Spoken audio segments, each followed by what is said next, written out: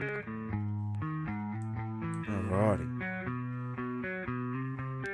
It is. It's podcast day.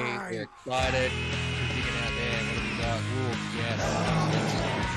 Dude, it's fucking podcast day! I don't know if you heard, we have like a little segment thingy. Where you remember what you were doing when you first listened to that Snap album. your fingers and fuck three things What off is out of going the on, things champions? super pleasure. That's right. Yes. What up? Have a podcast day. Two dudes talk music. Yes, and stew. I've been stewing on this shit all day. What is going on? Yes. It's that time. It's that time. Yeah, spill the beans, man. Spill the beans. We want it. We want this. The exclusive details. Oh, no. No, there won't be. How you going, y'all? Look at it. It's just one dude tonight. And the other one's still in the US, so I know I didn't get another co-host tonight. Unfortunately, CJ was a bit busy, but you still got me, and we're still rolling for this Thursday. Let's get the tunes going back on. Them lo-fi tunes going on in the background for your ears. And let's get into a good stream. Tonight, we have very, very, very, very, very special guests. These guys have been busy. These people have been so busy. And I'll tell you what, I love them. I had them on Beer Buddy last year, just before the Gymna Rocks for Gymna Rocks 2022. But you know, it's 2023, so that's last year. And I'll tell you what, they put on one hell of a show.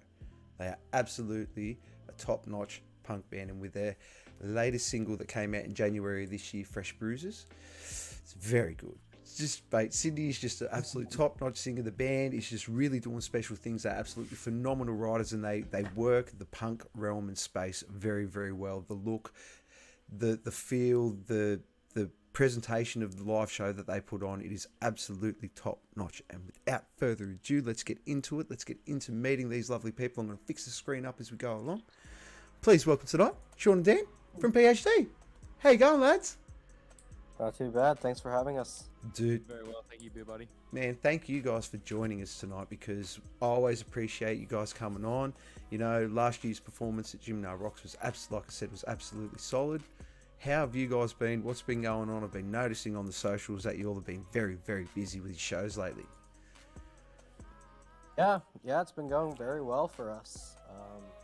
Just Fresh Bruises has been a big hit for us, and Swallowing Knives, and yeah, it's been going very well. Swallow Knives.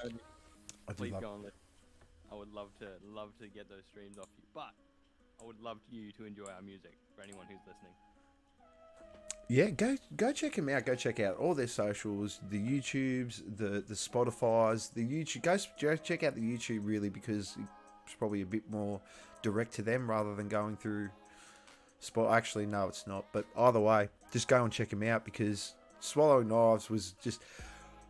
Let's get into that track a bit, because I noticed it's written a lot different in the sort of space that you guys typically write in. It was. The time signatures were all really weird in it. It was a real standout song. Like, what was the sort of premise for that? I'll let you go first. Okay, thanks. Yeah, it was kind of a song that I really liked after I joined the band in last January, and I kind of workshopped it a bit with like my influences, because it was a song that they had already kind of formed a bit of the song. Like they had the riff, like the main riff, and I came in and I brought in some different guitar stuff, and it just kind of clicked. Yeah, because the song seems really empty. Do you know what I mean? Like was that an intentional thing on the recording? Because it seems like it's recorded very differently to the way that you've recorded your other tracks. Yeah. So basically, what happened is from that time after we told actually when we were speaking to you on Beer Buddy, we had a band meeting and we were speaking about what our sound is and what our direction is, right? So and then we got to thinking like we're a four-piece, so we don't have all of the fancy stuff live. So next time we go into the studio, let's see if we can recreate our live sound, but still keep that massive vibe and energy that we have from all of our other tracks. Make it basically more authentic to what PhD is trying to put forward, I guess. Well, a big part of your I guess your niche in a sense is that hyper intensive live show, and the video clip reflects that very, very well. I hope you don't mind if at the end of the stream that we let our beautiful viewers out here watch that awesome video clip. I like to play a little video clip at the end of each stream. Right. Beautiful. But yeah, so like even the concept of the video, it matches the, it's like artistic chaos in a sense. Yeah, on our way to Gymna, actually, Ian was telling me about this idea he had for a music video about, like, starts on the top of a hill, and then somebody bumps into the drum kit and it starts rolling down the hill. And that was kind of like our initial premise, and it just kind of elevated from there. Like, it definitely changed in the video. You can see it doesn't follow that exact structure. But it is sort of centralized to the sort of destruction of the drum kit, really the destruction of everything, all the instruments really at the end of it. Yeah. Those were like, I've had like a lot of like, my grandpa watched the video and he was like, oh, I wish they didn't destroy the instruments. I was like, oh, they're not our instruments. It's okay. These were like very old instruments that maybe needed to be put out of their misery. That's it. It was all for the greater cause of art. Yeah. It was, yeah. That poor drum kit, I think Liam paid like $85 for it on Facebook Marketplace. Thank you to the person who supplied that. I can't remember, but he was saying when he picked it up, he's like, so basically we're gonna roll this down a hill. And the person was like, sick, I'll take $20 off it for you. And then the guitar was like, what did Gus say? It was like literally made out of dumpster wood. Yeah, yep, dumpster wood, and when they put the neck on it, the wood that they had, like, a neck is supposed to be a nice radius, right? Nice radius. It had like warped like this kind of thing, so it was like that. Ooh. That's what happens when you leave them leant up against the wall, against the headstock. I think, yeah, or leave it soak in dumpster juice. Yeah, that's a dumpster guitar deserves you did a good thing. You did a good thing. Really. Yeah. So what was recording this one like for you guys? Like, especially you, Sean, now so was this your first real recording with the band? Because I know last time we spoke you had just sort of joined the band. I had recorded 4 with the band that I used to be in that I left. And left to join PhD.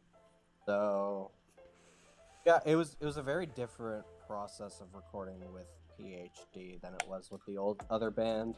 The other band, it kind of felt a bit distant. In this one, everybody was working on everything together. So it was nice. And working in that sort of environment now, is it a comfortable space for you to work in as opposed to what it sort of was before? Absolutely. Yeah? Absolutely. It's very comfortable. We had been recording with our good friend Gus, you can listen to his music at Honey Church. He put a new single out recently. It was pretty good. Hanusi. the Hanusi. The Hanusi. You're gonna have to send me a link to that. You're gonna have to send me a link to that after. Yeah, so Honey Church in misery, but yeah, he had been recording us for a while, so it was very comfortable because we became best friends. Yeah, I was just texting him earlier actually. Just like, hey, not to do an interview. Wish me luck. Come on, it's me. It's always going to be good. Yeah. It's always going to be chill. Yeah. Don't know for you. What was the drumming in Swallowing Knives was just, man. Like I'm not a drummer, so I really can't sort of. It sounded fucking hard. Like those time signatures and the changes within the song was how was actually collaborating with Sean and coming up with, because it's very sort of very very choppy and changing. Yeah. So basically, I've been working on my own philosophy of what I think drums should do in a band, essentially, and basically, even though we form the foundation of everything, Nah, leave it on. I love it. put it back on, Sean. Alright. Even though they form the foundation, you can get a bit creative with them, and for that track specifically, I follow Sydney's vocals more than I do Sean's guitar or the bass even. So I had to use quite a few techniques to keep the kick with the bass, you know, keep all of the accents in the right spots. But it was mainly to follow Sydney's vocals and kind of emphasize what Sydney was singing in points of that song, Yeah. while still supporting Sean and Liam with what they were playing. But believe it or not, I actually did that in one take. No. Yeah, I did that in one take. The benefit of we had the MIDI kit, obviously, like, because I did it in one day. One take, and what happened was Liam and I played it together, and halfway through the song we both ended up half beat out, and then we managed to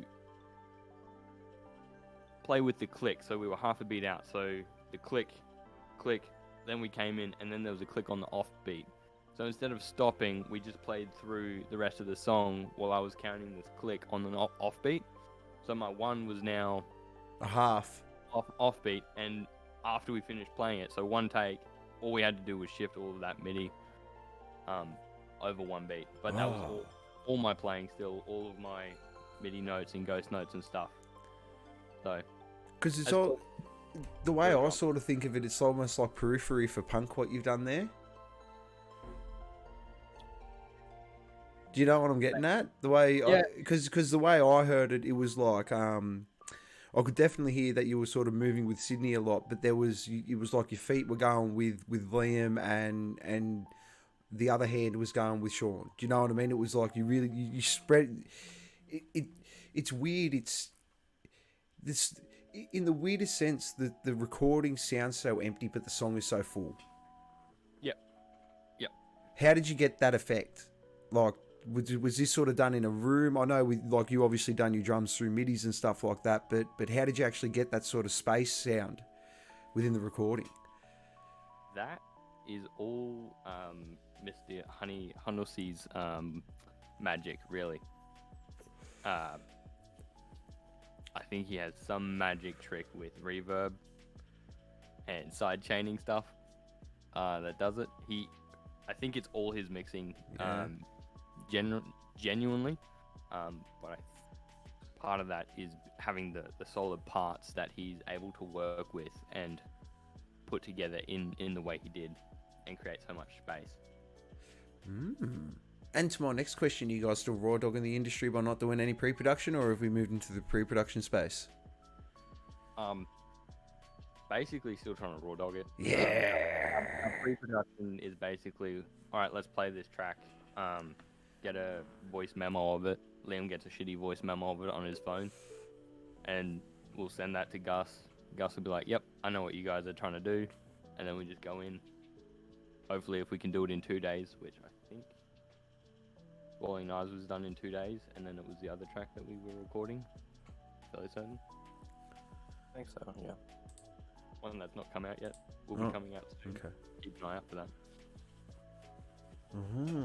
Far out. So, well, what can we expect coming up? Like, I mean, so what shows have you guys got coming up? We got one this Sunday at Moe's on the Gold Coast. That's Which- right. Will be an awesome show, simply because one of our good friends is filling in for me because I'll be at Knotfest. So if you're at Knotfest and you recognize me, come and say hi. Yeah. I'll be in the pit. And then what's the next one, Sean? I can't remember. I'm trying to look here. Let me double check. So you got Sunday the 26th of March at Moe's. Yep. 31st of March. Yes. Yeah, that's right. Yes, the that's the 31st one. of March at a new club that's opened up. Venue, sorry, not club. Venue that's opened up here in the valley called Bad Luck. Bad luck. Like the opening. Nice. So you Like got the opening. and that's a free show.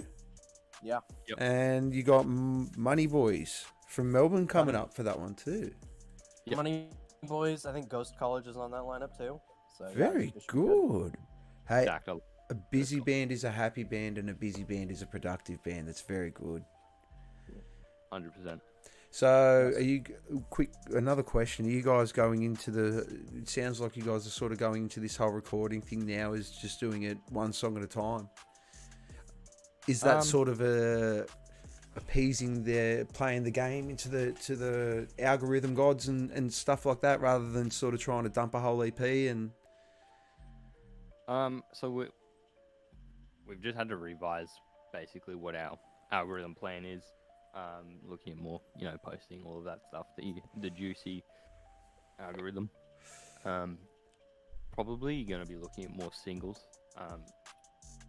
Little sneak peek is PhD is now I'm going to be recording everything. Oh, Yeah, so I'm going to be great.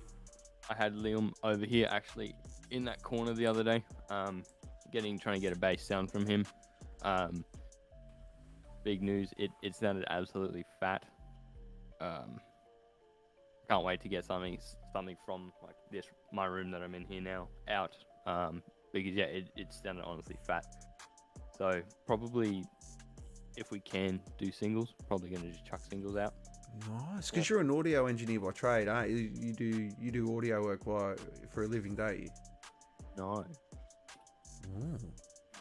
I used to. So I've got my Cert 3 in the music industry, which is not that great of a cert. I don't have any cert in any music industry. I have a It's an drinking awesome problem cert. Same. in the music industry. Certified alcoholic. I just love no, drinking. But yeah, they teach you the fundamentals, and honestly, if you've got time to do something, that's the best thing you can do, is spend time doing it and get good at it, which is what I hope has happened. I hope I'm good at it. I'm telling you, if Raph was here right now, he would be absolutely stoked that you are stepping into that realm, because that's how Raph got himself into it. He'd done the first Skunkbone album, and Oh yeah, that's a hell of an album for what you're putting out self-recorded. That is one hell of a fucking album, and I can't wait. Gus, What was that? Gus was, we were recording the other month, and our producer Gus was kind of like, "It's time for me to push you out of the nest. Like you've kind of done this enough with me enough that you should know how to do it yourself, so you're not having to pay me like $200 a session. Mm-hmm. You can just do this without having to spend the money." That's On man. music. That is Yeah. very unheard of. Like, normally it's just like, oh no, you keep coming back. I ain't telling you shit. At least you're gonna have someone to ask questions to if you ever run into a jam or anything like that. Yeah, he was very like, "It is time for you to move forward, do bigger and better things." And how is the band feeling about this next step? I think we're pretty optimistic. Very good. honestly, I can't see any problems with it. Overworking it. That's going to be your biggest problem. That's probably it. Your hardest, and Raph will even contest to this. Like, I don't know if he's watching. He might be watching in the US. He might watch it later. And if you ever want to ask him any questions, I'm sure he'll be happy to talk to you, chew your ear off, and nerd out and geek out about music, like recording stuff. But even he says it.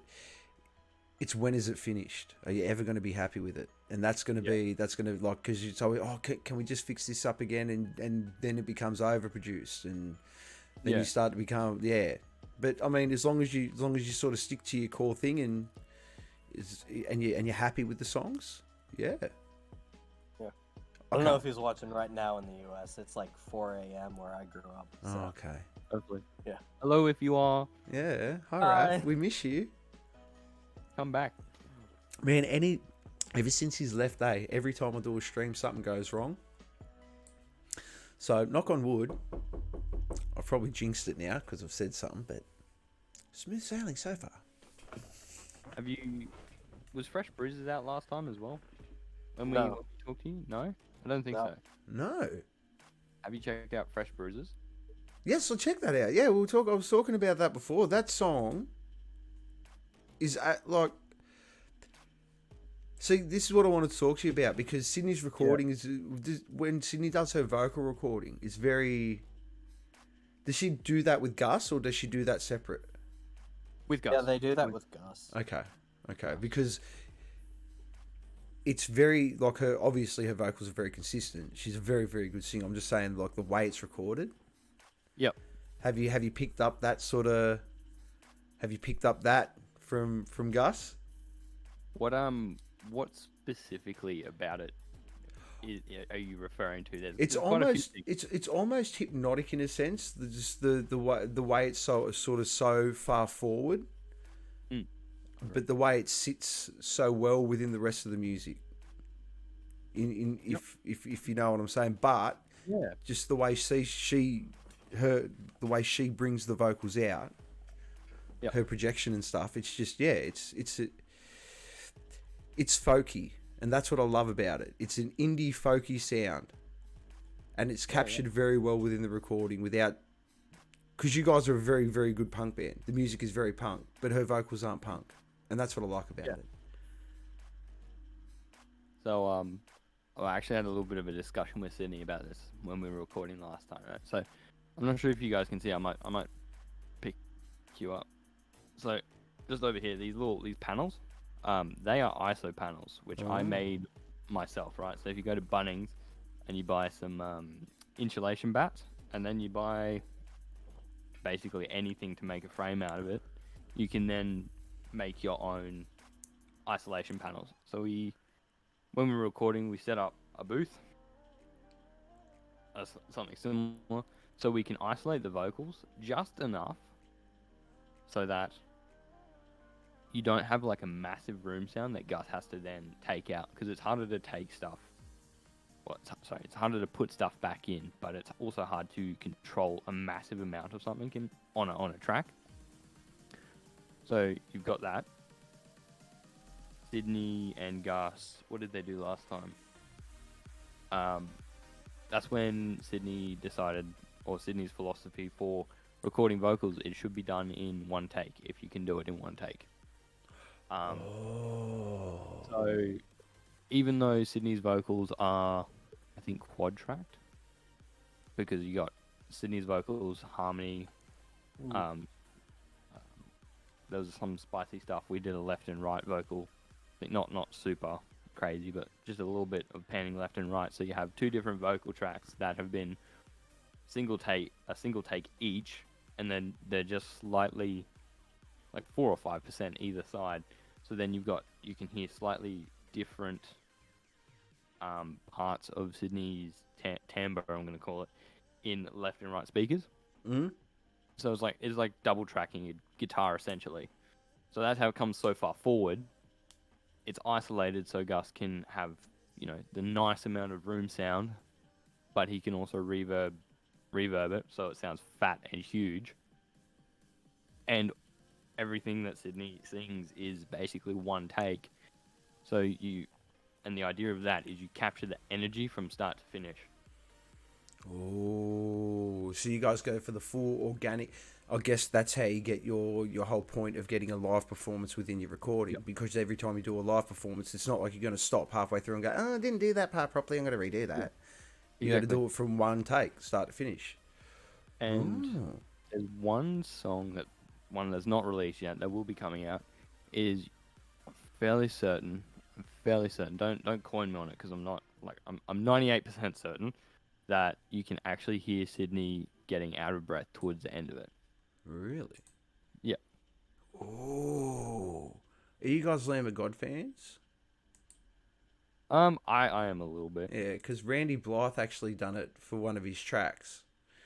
He wanted to sound really raspy and shit for it. So like he just smoked a whole bunch of cigarettes and then went for a run around the block and then recorded the song straight afterwards. Yep, that's how you get a gig feel. Yeah. Man, that is such a good idea. Yeah, like when because to that's me, when you're recording something, right, you need to start with what's the idea of it, and how do you convey that idea through the recording? Like, it's not just pointing a mic at something, you know. Like, I mean, it could be if you want, but is that going to sound good? You know, how do I Yeah. get the best sound? Yeah, well, I mean, especially if you want to bring the presentation of that live aspect, if you want to bring that to your track, the Yep. best way to do that is do that in one take. Yep. How 100%. I guess in saying that, is it as I guess so it would be as soon as she stuffs anything up, it's like okay from the pointy end, like just swing that shit back, swing that shit back. Essentially, yeah. Wow. Unless there's something that is like, that's an actual fuck up. Like, sorry, am I allowed to swear on stream? I can't remember. Oh, sick. This is Last not marketed recording- for children. Last recording session, basically something happened with Liam and Sean in the first 2 days. Maybe it was my fault. I can't remember. But there was like a rhythm that was slightly out, and it completely threw Sydney off when Sydney was recording it. So we had to punch in from that point because it was a mistake with our song. Have it in the budget to completely retrack everything because it was like already, guitars were already double tracked at that point. Liam had already laid down both bass parts because he does 2 or 4, and then they all get mixed together. Fuck. Yeah. Drum. So yeah, that may or may not be heard, because we may re-record that one to be correct. I don't know. Well, I mean, if you, it sounds like you guys have a formula, and you guys really don't want to stray from that. If it isn't broken, there's no need to go. It's not like you're really trying to reinvent the wheel or anything. It's just obviously this is the PhD formula. Yeah. Find out what works for you. What makes everyone really happy, or what makes everyone happy generally, or the happiest they can be, because you have to compromise sometimes. Yeah, of course. It's a band at the end of the day. Yeah. but okay, well, sure. You going into this now, knowing that pretty much sky's the limit. There's no, I mean, for both of you now, there's sky's the limit. There's no real holding back now, is there? So, is this just gonna like as soon as you now know that you've basically been popped off the tit, as it were, the recording teat. Are you just like, is your brain just going into absolute hyperdrive in the sense of just look at all the stuff we're about to just do now?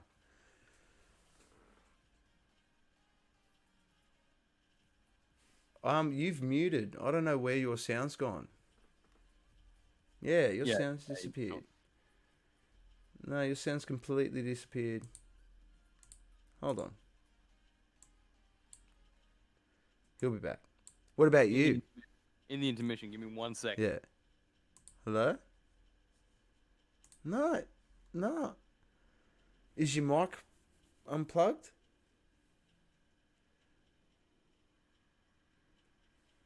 Oh no. Something, Steve. Hello? No. There we go. I jinxed it. I jinxed it. I fully jinxed it. He's not. Sean, are you plugged into an interface, Sean? Oh yeah, well he can't answer me. He might have to turn it on. Oh. Yeah. We just have to come back. No, he's back. What are you showing us? Show us in the intermission. You might think that we are a punk band, right? But this was one of the pedals that was used on the last recording. The Sono pedal? The Sono pedal. The Sono pedal. I think I can hear you now, Sean. Okay, you can hear Sean? Yes. Sean's back. Yeah. Sean's back. The Sono pedal. So what are you? I'm well outside of the whole space of musical pedals now. Do tell, elaborate. simply the best description for this pedal is if you go and listen to Suno. These guys will just hit a chord and hold it for a minute. Oh. It's like the weirdest stuff you'll ever hear, but it's sick. 100% it is sick. Something else I have to check out after stream. Good. Yeah, 100%.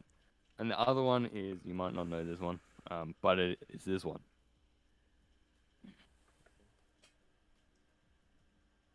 The Guardian of the Worm by KMA Pedals. Oh. So that's a HM2 circuit with a gate on this side. I have no idea what that means. Basically, the HM2 circuit is like the old death metal sound. Oh. Is the old death metal sound. Oh. Like the chainsaw synth. Oh. Bass kind of stuff. So So we're going into full experimentation mode here. yeah, basically. Wow. There's no limits on what you can create with smashing a couple pedals together. Wow.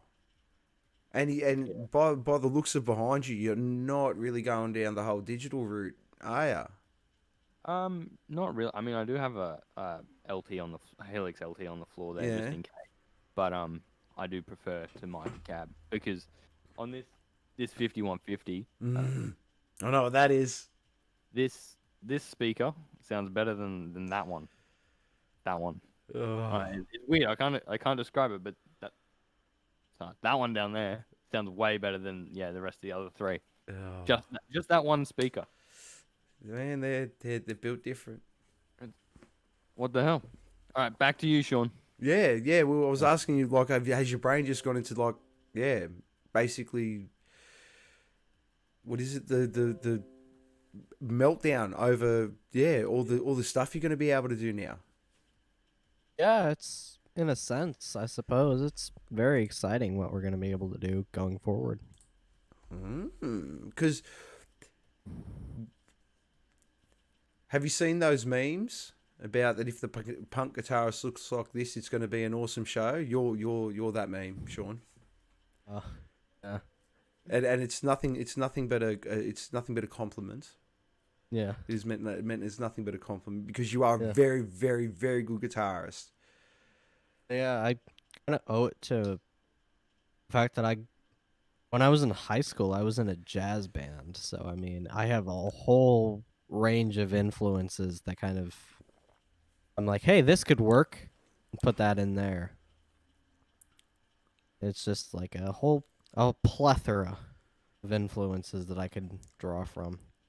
It's like, I'll listen to anything. Like, I was listening to country the other day in the car. Who are you listening to? I always have a bit of Johnny Cash going. Yeah. The other day at work, I had it stuck in my head. I put on Southern Nights by Glenn Campbell. Oh, wow. Yeah. Wow. Far out. Yeah. If you're ever in the mood for something a bit different, I don't know if you're into it. Do you have like that band Stained? Yeah, I've heard of him, yeah. Yeah, the singer Aaron Lewis. He's a bit of a redneck, but he does some pretty good country music now. He won Best Country Album or Best New Country Muso a couple of years ago when he first sort of busted out in the scene. It's actually pretty good. Oh, I thoroughly enjoy it. interesting. But he's redneck. So- Let's not. So he's like the metal version of Darius Rucker from Hootie and the Blowfish. Yeah, pretty much. Oh. When I heard that, who was I talking to when I heard that? I was speaking to Richard Neal, and he told me that from Richard Neal and the Drunken Midnight Choir, who's actually overseas at the moment. But yeah, he told me that, and I was blown away. Actually, you know what? I still haven't checked that out. I'm gonna go check that out later.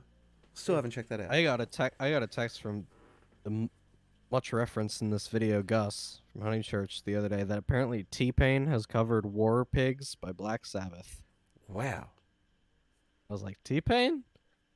Damn. Okay. Well, did you know T-Pain's like a Twitch streamer now? Yeah. What a bro. Yeah. He actually streams pretty good. Yeah. I haven't watched any of his streams, but yeah, I'm aware that he does that now. No, they're very entertaining, I must say. He just tells all stories from on the road. But the funny part is that he reckons he's made like 5 times the amount of money out of Twitch than what he did out of music. Damn. Wouldn't surprise me. Yeah. He reckons. I don't know, because his like he had like a couple singles like "Buy You a Drink" and stuff, but he was mostly a feature artist, like with like Flo Rida on Low, and he had like I think he might have done some stuff with like Kanye and Jay-Z and stuff. But yeah, he was always more of like a there's a T-Pain feature on this song. Yeah, it was like a DJ Khaled, but like back in the day. Yeah. He does more than just shout his name in the leaf. Yeah. He was. Well, he'd at least try and buy you a drink. Yeah. Actually, Sean, I reckon we should start doing music on Twitch and make like 25 times the amount of money we made doing music. Well, that was actually going to be a revenue I was going to ask you guys. So if you're going to go into that space of recording, sort of doing it by yourself, would an interest be to more take a side and try and get the fans a bit more involved and maybe live stream some of them or record more stuff like in the recording process and stuff like that, since you just got a bit more time to sort of muck around and sort of spend time in the space rather than being on a budget? You can be a bit more creative with the time that you spend in there. Yeah, 100%. I had this talk with Liam while we were actually going to pick up some music stuff. Basically, how can we make music more like profitable? Essentially, that's it. And it's like, well, how do you go? You can't do it just on gigs alone, and unless you get massive, right? Like, well, even then, you have a look at all bands now. It's you automatically walk into any tour with debt. The aim is to either sell enough merch and sell enough tickets to get yourself out of that debt. Yeah, exactly that. So I was like, well, that's not really profitable. And I was like, well, I can record, but unfortunately at the moment I don't really have the facility, like not the facility, but my own time. I don't have the facility to do that because I'm studying and working and doing PhD at the same time. It's like that. We just went through the list, you know. It's like, well, kind of we just got to sell merch, as you said, sell the merch and figure out a way to get more popular and sell them. Well, I mean, look, you know, with the day and age that we're in, and this digital era that we're in, you sort of have, I guess, to be famous now, you have to be a triple threat. But the triple threat isn't singing, dancing, and acting anymore. It's you got to be a media guru. Yeah. You know, like you almost got to be marketing, and you have to have a talent. Yeah, and you got to be interesting. That's the other thing. It's like, how do I become interesting in a space where there's already so many interesting people, right? Like, yeah. Well, I think it's more than just geek out. Whatever you can geek out on, you know what I mean. It's and that's like as soon as you show any passion towards something, people are automatically gonna they find that infectious, and that's what you guys do on stage. When you guys get up, like you need to try and transfer that now into a more controlled sort of. I mean, obviously you guys are nuts. You guys are crazy. That's what you guys bring on stage. You got to try and sell that now. Because one thing I would love to see is someone live stream how they record a EP or just a song or and take you through the steps, and you know, like that even opens up you as the person recording then to take other people's ideas, and then if you see a good idea come up in the chat, you can then try it out from there, and it gets fans involved, and it makes it feel like they're a part of it. 100%, buddy. I think you hit nail. I'm gonna write this down. Hold on, I'm gonna be right back. I'm just gonna use the restroom. Yeah, because that's something I'd love. Like that would be an awesome, say, a weekly episode, and you know, you can even put troubleshooting up there, and I mean, obviously, you can't really sort of leave it too open to the market out there, and because you're going to have a lot of shit input, so you've got to take it all with a pinch of salt, because everyone thinks they're a fucking expert, including me. Yeah. Well, I mean, I think I'm an expert too. In most, but you know, but that comes with passion. You know, you feel so passionate about something that you feel like you know what you're talking about, and yeah, I'd love to see it. I reckon that'd be a cool weekly YouTube thing, or even something to that effect. Yeah. That would be 100%. that would be very interesting to see. Actually, just touching on that, just like my thoughts on that whole idea that you just said, Beer Buddy, is approaching drums specifically. I know a lot, like, right, like I've been playing drums for 10 years now, and it's like, yeah, I know a lot, but I know enough to know that I really know nothing about drums, right? Like, I went to my teacher the other day and was like, how do I play this? And he's like, oh, that's simple. Like, you play it like this. He played it like just looking at it, and I just wrote it down in the worst notation he could. I was like, and that's easy to do. I was like, wow, I know nothing. I can't. Well, that's it. What the hell? I mean, that's a beautiful thing with music, though. At the end of the day, you never really stop learning. The second you stop learning, I think, is the second that you stop sort of having fun with it. Or you're dead. Yeah, Yeah. pretty much. Because music's always going to be fun. Music's never going to be shit. Far out. Yeah, no. Far out. There's always something new. Yeah, like But I'm- even seeing like you guys could start doing playthroughs. Yep. You know what I mean? Like, I think the co-host that we've had on while Raf's away, CJ the Pineapple drummer from Chaosis. Yep. He's about to start doing full album playthroughs Oh hell yeah. of some for the life of me I can't. Hey kitty, for the life of me I can't remember the first playthrough that he said he was going to do. I think he said it was going to be a.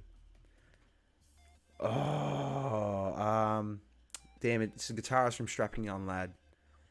Oh, I can't believe I can't remember his name. Anyway, he's going to do an album playthrough of that, but he's doing the whole thing in one take. that's sick.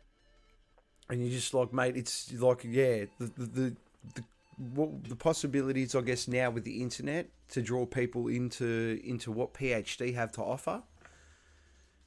Especially now that you guys are recording all your stuff on your own, possibilities are endless. But in saying that, you're obviously going to have a lot of noise coming through. So it's going to be either focus on just getting it down packed for now and then sort of do that, or dive straight in and fucking get people involved.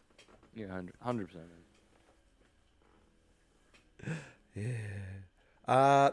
When are we going to start recording in the new setup? Or have we so- already started? I've already started, so we basically just did a new demo of one of our older songs just to see, how it would go, what the limitations of myself as an audio engineer, as the stuff I have, etc., etc. Like what are going to be problems? I think Liam and I spent about 30 minutes trying to recreate the drum track in MIDI because I'm really bad at writing MIDI drum. But after we got through that first little bit of problem shooting, I mic'd up Liam's bass, and it was probably about 5 minutes, and we were like, yeah, this is gonna work. Nice. And it's not your shit at doing drum midis, you're just learning, bro. You'll get there. Normally I can just play it in, but for some reason my DAW was not having it at all. So Shut it down, restart it, come back tomorrow, it'll work. Technology is a fickle fucking thing. 100%. But yeah, I'm learning how to do that. But after that, so fairly soon, I think we're gonna start smashing into it. I'm not sure if it's announced yet, so everyone who's on stream will get to have a little tiny sneak peek. I'm not gonna spoil it because we've got big things.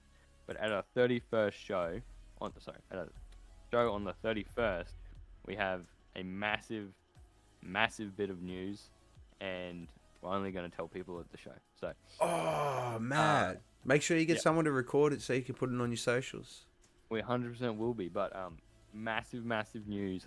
You don't want to miss that show if you're in Brisbane. Oh, man. I'm not in Brisbane. I'm in Sydney. So if you're in Brisbane on the 31st of March, make sure you head down to where is it? To the new venue opening. It's a free show. It's called Bad Luck. Bad luck, Bad Luck at Fortitude Valley. Fortitude Valley. Make sure you get down there Ooh, because wow. big news. It's going to be great bands. Free. Remember, free entry, people. So there's no excuse not to go down and go check out some new music, because the $10 that you refuse to fucking spend on coming to see bands, because we all know you fucking do it. I've done it. I can't fucking talk. I've done it. but we all do it. Get down there, go buy a couple of drinks, and go support the boys and girls because they got big news coming, and I want to know what it is, so you can tell them. Definitely, will send it to you. Ah, yes, far out. I'm really interested. Oh, I want to guess, but I don't want to guess because I might get it right. But I have a feeling it's regardless, let's get into a segment before I keep dribbling on too much shit. So, we spoke a little bit about it before. Our first segment for the evening, if you haven't checked out our stream tonight, I'll hit the cutaway after I tell you what it is. This first segment is called the Quick Question Quarter. Quick Question Quarter is some rapid fire questions that we ask our very esteemed guests, so you guys can get to know them just that little bit better. So without further ado, Quick Question Quarter time. Getting to know you. Sick. Getting to know all about you. Yes. Okay. So, you got each of you, I want both of you to answer these questions. So, let's get into it. Question. Oh my god, I brought up the wrong thing. Where's all my things? There we go. What was the first instrument y'all ever learned? Guitar. Guitar? Recorder. Nah, we want better than that. We always get that one. We want the first real instrument, not the one that you were forced to put in your mouth by a primary school teacher. Okay. It was a 5-string guitar. A 5-string? Which string was missing? The G string, actually.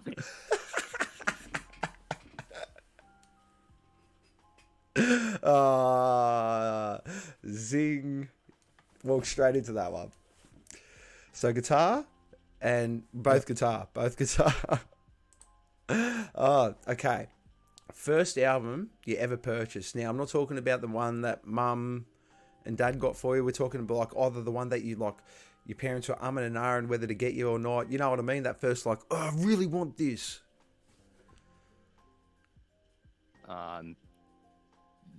10,000 Fists, Disturbed. Ooh, nice. Am I on? Hold on, my screen is frozen. Mm-hmm. Okay. There we go. God, I think it's American Idiot by Green Day. Nice. We had someone say that last week. I'm sure we did. There's good albums. I'm pretty sure it was. There's good albums. First live concert you ever attended, not the Wiggles. Bon Jovi at the Pepsi Center in Denver, Colorado. There was a foot of snow that day. It was 2013. Wow. Yeah, that's going back a long time ago. Evanescence with my mum. Wow. That Evanescence. Jeez, that would have been. How was that? Was that a good show? Show to, your first good live show experience. Who opened? I don't think. Honestly, it's ages ago now. I can't quite remember the opening band, whoever they were. Fairly certain it was a good show. They didn't play. What is that damn song? That Wake Me Up Inside. That song. They didn't actually play that. To be fair, Amy Lee hates that song. She hates that song. Yep. I don't like. Yeah, I mean, it made you famous, but I don't know why I hate it. Whatever. Yeah, 100%. But yeah, they didn't play that, so I don't know. I give it a 8 out of 10. Oh, not bad for not. Oh, yeah, they would have got the other two if they played Wake Me Up Inside. They would have got the other one if they played that, and the other one if he had real drums. He was playing with an E-kit. Oh. Yeah. That's a bit disappointing. Okay, if you could, I love this one. Sorry. What instrument have you guys always wanted to learn? Saxophone. Piano, actually. See, that one gets said a lot. Because musically, it sets you up so well. Yeah, 100%. 100% it does. 100% piano. If you could pick any band, any big band, alive or dead, like active or not, in any lineup you could possibly think of, who would it be? Like to just see or play with? No, play with. Open for. Oh, open for. Like, if you could pick any band to open for, active or not, they got to be massive. They got to be, yeah. Cure. Who? The Cure. Oh, nice. Go Hero. Oh. 100% my favorite band. The Cure and so it's not Gojira. You say Gojira. You can say Gojira. Everyone said when I was at the concert, there was two different things being yelled at the same time. It was really confusing. Okay. I mean, I always thought it was a bit of a Mickey on like Godzilla, but he says it the way that the Japanese guy says it. I'm not going to say it like that because then I'll get cancelled. Just say Gojira. Gojira. I don't know. Every time I speak to someone, they're always like, "It's the other one that I say." I'm going to ask him. I'm going to get him on 2 dudes and we're going to ask him. We're going to quash this once and for all. Yeah, please. Who is an artist or band that you all have been listening to recently or right now that you believe is seriously underrated?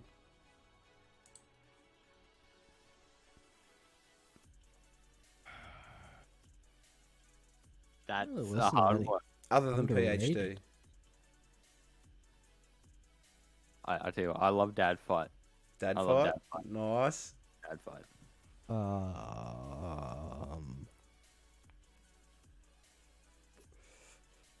don't know. You got to have a favourite local act going around at the moment.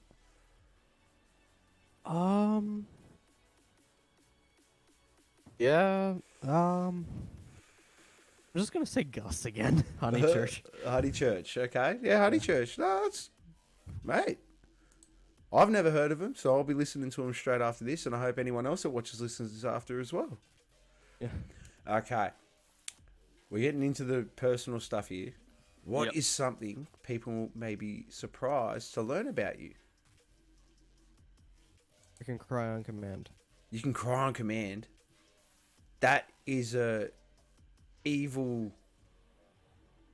With great power comes great responsibility, my friend.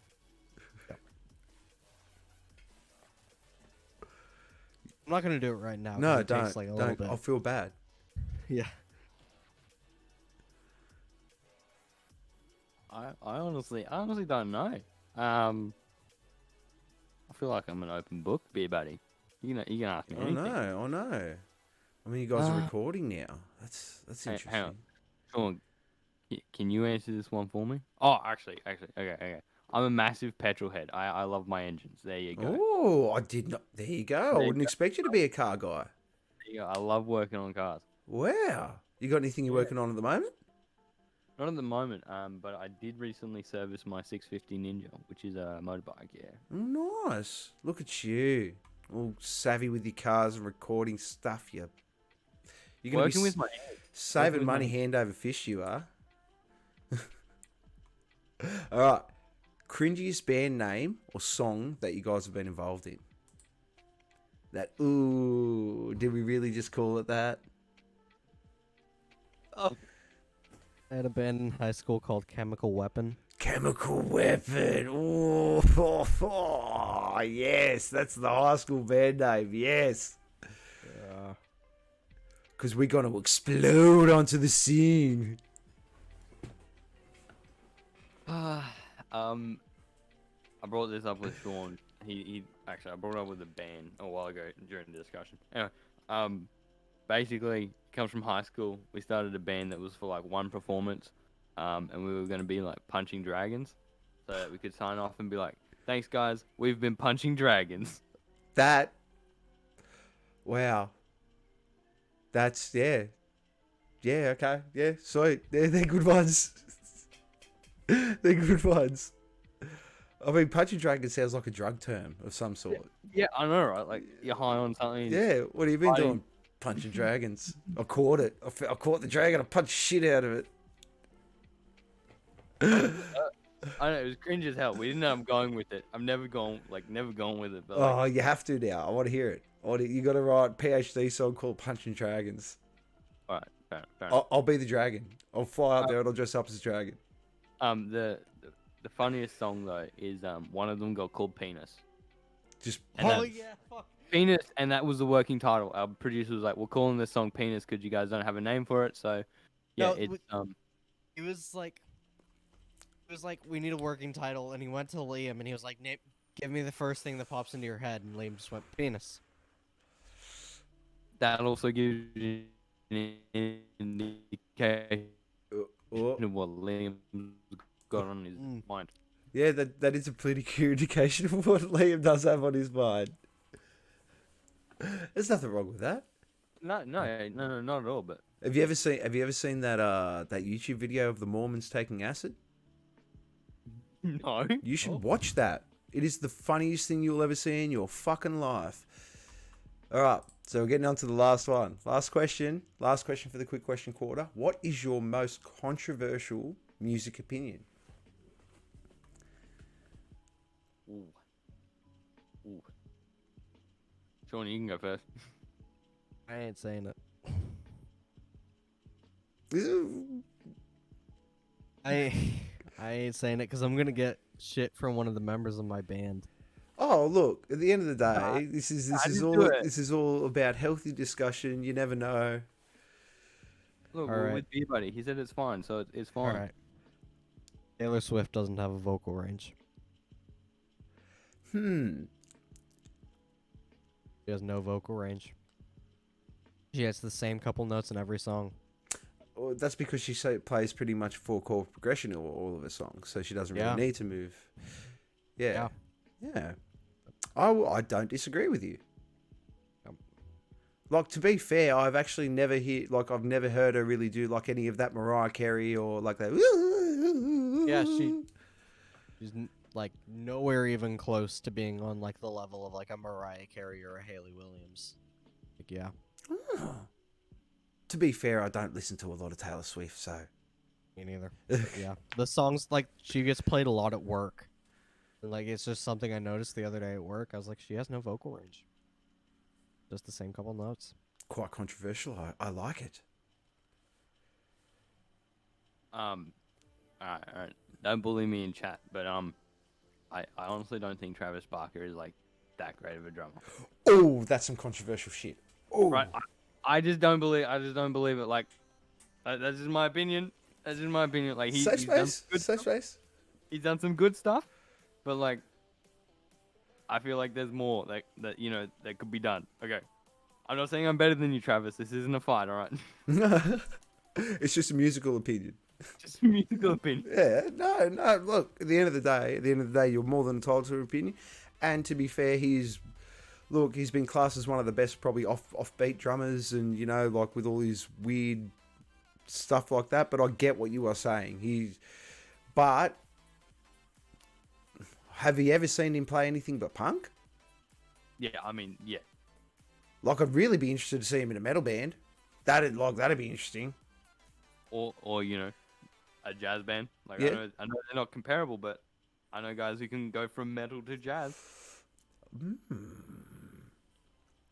There you go. Anyway. That's quite Look, those were good controversial ones. Like, I like it. Taylor Swift has no vocal range, and Travis Barker is meh. That's pretty. Shit, Beer Buddy's trying to get me to fight Travis Barker. I have other ones too. Hey, I hey. don't think Angus Young is a very good guitarist. Sean's gonna have to fight Taylor Swift and, Oh, I mean, and all their ex-boyfriends. No, they'll take my side. They Take will- my side because she wrote songs about all of them. It's true.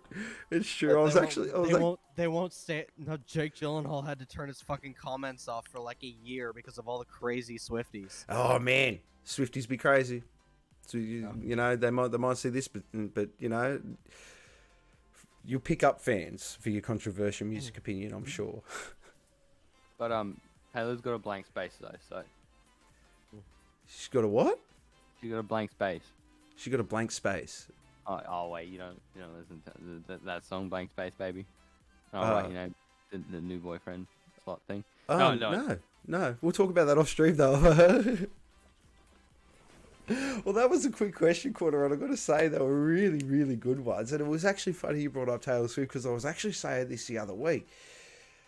everyone goes like I sort of got this weird thing where I'm like, oh, I don't like every time I say it, I don't like to say it, but damaged musicians, like, geez, they write some good music. And I was saying, well, like, and if you really disagree with me, all Taylor Swift does is bitch about her ex-boyfriends. Like, all her hit songs are just songs that bitch about her ex-boyfriends. So in a sense, it's kind of true. Hey, it's a formula, man, and it works. Yeah, well, I mean, look, I swear, as soon as she starts to run out of money, she'll just be like, I've got to date someone. It's like, I need a new song. Hurt me. It must be like this weird BDSM thing, emotional BDSM thing that she has going on with herself. Now I'm going to have to fight Taylor Swift. It's not gonna be her you're gonna have to worry about. It's gonna be like her horde of crazy fans. The Beer Buddy's getting cancelled tomorrow by Taylor Swift fans. Yeah. To be fair, like, you can't cancel what hasn't really blown up. Yeah, fair. Like, I'm not that big. You know, and really she should find a bit of peace within herself and not try and find happiness through other people. She's a very good-looking lady, and she has a lot to offer in a relationship. I don't know. That was. I just know I'm gonna get flamed by Liam for this. 'Cause Liam is a massive Taylor Swift fan. Look. Yeah, He makes us cover Love Story. Look.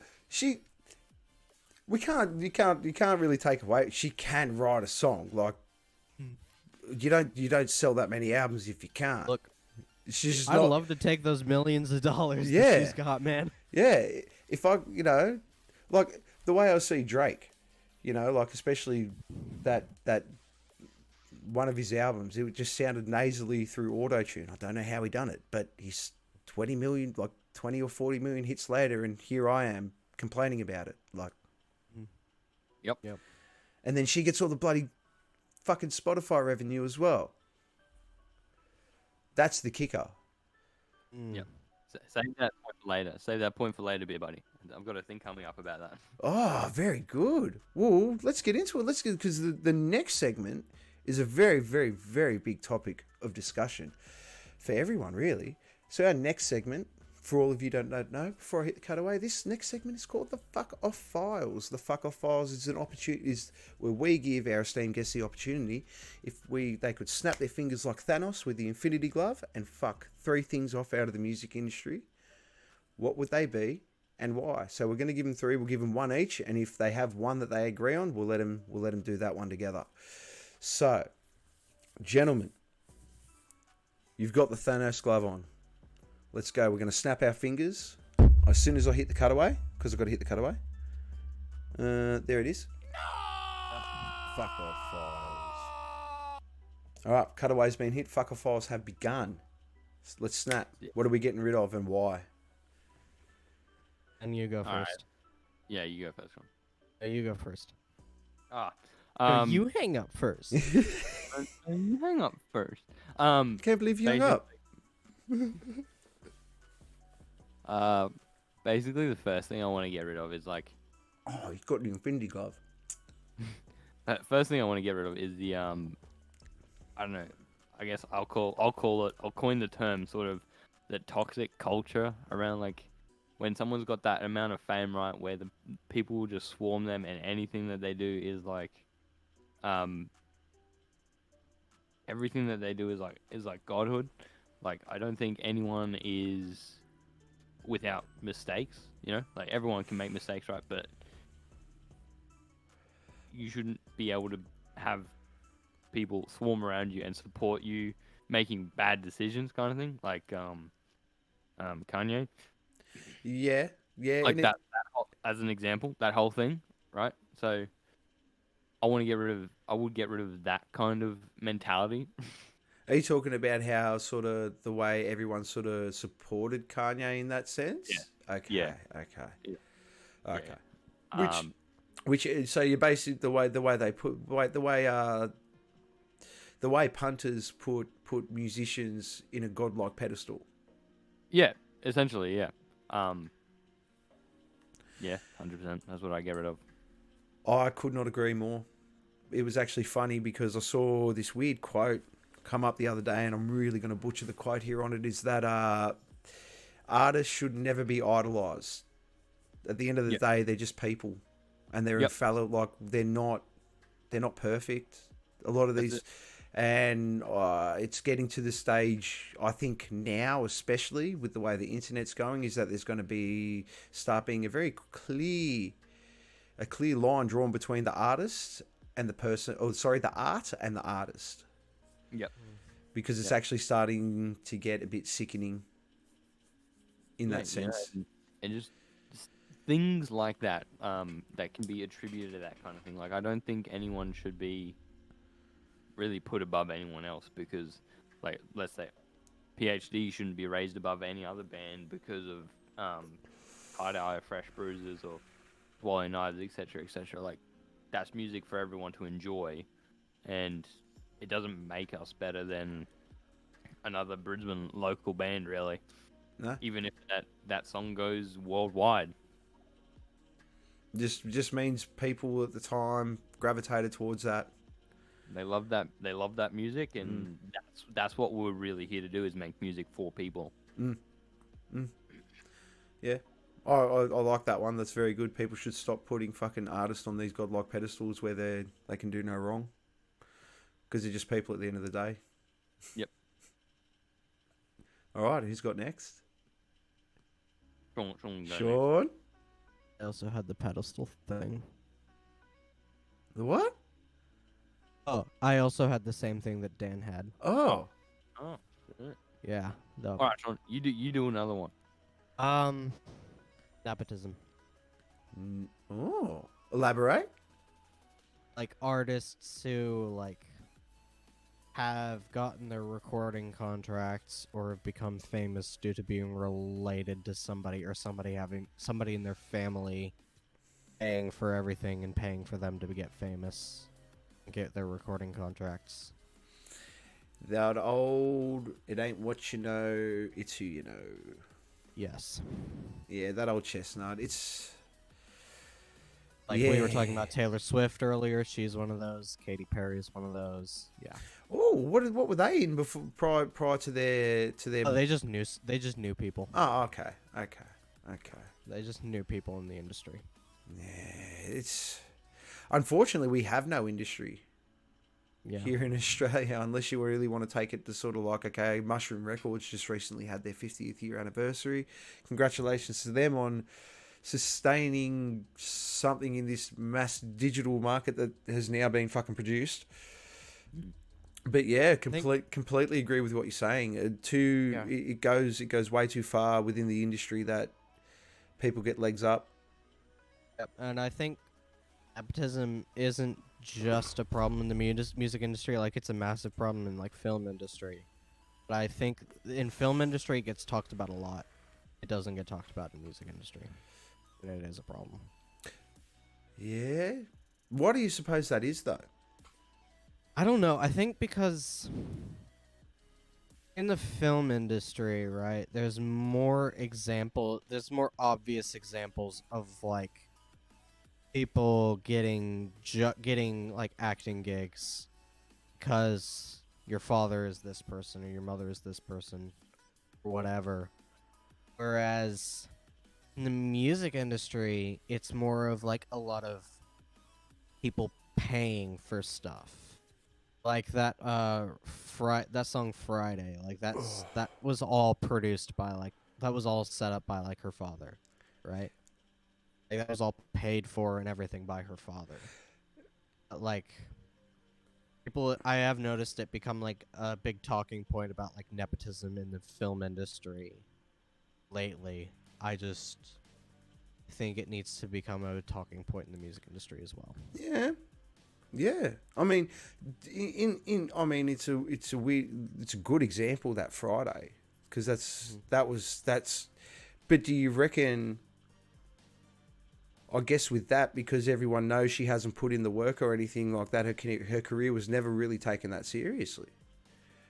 She ended up becoming a fucking meme, didn't she? Really? Yeah, Like, yeah, if and we- like I think I saw she was like, what's that festival in Brisbane that happens like, it's like a festival. Like she was like one of like the guest speakers at that, like a festival in Brisbane last year. Oh, I was like, what? a guest speaker. Like, yeah. I don't remember what the name of the festival is. That's a weird one, because it's like, what would she essentially talk about? Oh, Dad set me up with this songwriter and all this stuff, and Yeah. Like I there's things that I hope it would talk about, like having a thick skin, especially when you've like. because she you would have made got that hammered. song. She got destroyed for that song. Yeah, like I hope that was about like having a thick skin, being able to deal with criticism, because like, say what you want about Nickelback, they are so good at handling that criticism. Oh yeah. They take it like a champ. Oh, but they lean into it. See, they lean into their that's what I say about any band. If you're going to be controversial, fucking lean into it. Yeah. Like, I don't know what she talked about, but I hope it. If anything, I hope it was that, and not like how to get a leg up in the music industry. Have your dad pay for everything. I swear I saw an interview with her recently. I'm going to try and find it later. Yeah. Oh. And have you got, okay, that's a very nepotism within the music industry. And no, it doesn't get talked about enough because, yeah, and the worst part about it is a lot of people will cop out and just say it's networking, and it's fucking not. It's not. It's not. Is there a third one that you guys, that's within the band that you guys sort of have? Or do you guys want to take one more each? I'm happy for you to take one more each. Is it cool if we take one more each and then see if we agree on that one? Yeah. Cool. Because one thing, can I introduce something into the music industry? Go on. Go on. Because I would really like to see a lot of, especially the local bands, helping each other out more. Right? Like, I can't remember who it was. I can't remember like the scenario or whatever. I remember specifically Liam was reaching out to a band for a show that would have really helped us. Not so much helping like the other band, who shall remain unnamed as well. But they were like, no, we don't want to play with you. Maybe it was a venue, before I say bands. Maybe it was a venue. I can't remember. It's a scenario like that where we were like, hey, can we play a show with you? Would really help us out. And it was like, no, you don't have The ticket resume. ticket sales, all of that kind of stuff. And it was like, well, man, like you haven't even given us a chance to get the resume. Yeah, that's the same. That falls into the same category of people asking 18-year-olds for 10 years of experience when they walk into the job. Yeah, literally the same thing. And like, I mean, I've heard a few stories around from a couple of other local bands now, and it's like, like who is actually helping out the people below you, right? Like, so, when we're making gigs and we're playing and supporting, smaller bands, it's like, well, we're not supporting a smaller band. We're just supporting someone who is starting out. Yeah. Everyone starts off with nothing. Every band starts off with 0 fans. I mean, unless you count your mum and yourself. You know what I mean? Like, yeah. Essentially, it rolls around. My mom thinks my band's cool. You know what I mean? Like, yeah. It's like, well, all of us have, played to a show with nobody there. Yes, right? 100, mate. Yeah, right. Like, it's like, who's the band? Who's the top band who's actually helping out the smaller guy and being like, hey, you guys are pretty, you're pretty sick. Like, you reached out to us. Why don't you support us at our next, like, Brisbane showground or whatever, things like that. The funny thing is, I've actually mentioned this a lot, that exact thing in this stream, and it's a big thing where bands forget where they came from. They get so caught up in the glitz and the glamour and the bullshit of being this either a local fame or starting to break off internationally and stuff like that, and you're actually starting to pack out shows that you forget that you started off back where they were. Yep. And It's the olive branch. Doesn't need to be a hand up. You just need to give someone a branch to grab onto and give them a chance. And the thing is, what a lot of bands, and purely I think when bands say no like that, it's a jealousy factor. This is just my personal opinion. I don't know the band that you've said this about. We have no idea. We might talk about this upstream later, but I personally think it comes down to a big jealousy factor. And when bands feel like they're going to be threatened and upstaged by a different band, they automatically put their sort of defenses up and will try and gatekeep, I guess, in a sense, the industry, which is a horrible, horrible, horrible thing to do, because when you're holding other bands down, you're limiting the genre from building up. Yep. Because the more of you that start to break through into the market, ultimately means the more of you get to go through together. Yeah, and it's like, look, at the end of the day, if PhD didn't really, like, if we didn't go in, the dream is to go international or what, but there was a smaller local band that we played with that did go international. You know, that's a better feeling to me than just being international myself. Yeah. I guess. Yeah. Mate, at least you got two types of people in this world, I find. You got the people that'll sit there and smile when they watch their peers progress. Yep. And you got the people that'll sit there and go, fuck those assholes, they fucking went further than me. Yeah, fair enough. Yeah. And in that sense, it's that's a very toxic attitude, and those people will never get anywhere. Yeah. Within their industry, you know, like, at the end of the day, the music industry is a very big industry. Yeah, we'd all like to make it in our bands, our respective bands and stuff like that. But by you doing what you're doing in the networking and the talking that you do, it expands you out into other areas of the music industry. Yep. But yeah, I mean, that's a really good, like, I love that one. We basically call it the gatekeeping. Yeah. If we're going to put the negative spin on it, to try and keep it in line with the fuck off files, yeah, they can fuck off the gatekeeping and start helping other bands. Especially venues. Yeah. Sean, you got one more? I think Dan was gonna do it earlier, but streaming service revenues need to go up. Oh yeah. Yeah. I would like that, but I mean, we would all like it. Whether or not it's gonna happen. Yeah. It'll be harder. It'll be so hard for them to not go into debt. Like, I understand that. Like, when's the last time you heard about Tidal? They were one of those people who was like, no, we give the same to every artist. Like, the better rates for artists. Yeah, when's the last time you've heard about Tidal? I never even heard about Tidal. Yeah, it was a streaming service started by, I think it was Jay-Z. Oh, wow. Yeah. Wow. I mean, the concept... It was the only, when he was alive, it was the only streaming service that Prince allowed his music to be played on. Oh, wow. See... Because he agreed with... The marketing plan? The idea of artists getting better revenue from streaming. Yeah, I could we've not... seen so many artists, like...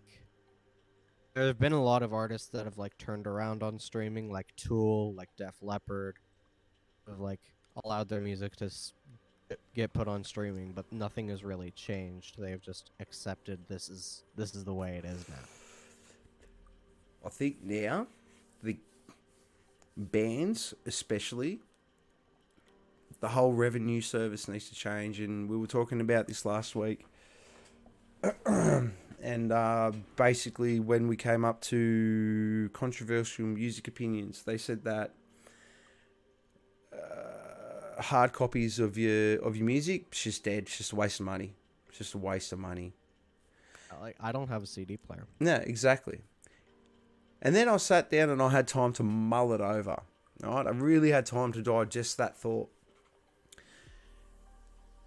And I thought, well, if you're really going to come at it from a marketing perspective, because look, as a punter, I fucking love Spotify. Fucking hell, man. Do you know how convenient Spot? Man, I can go to... I have no excuse to not know any music for any band I go and see on a night anymore.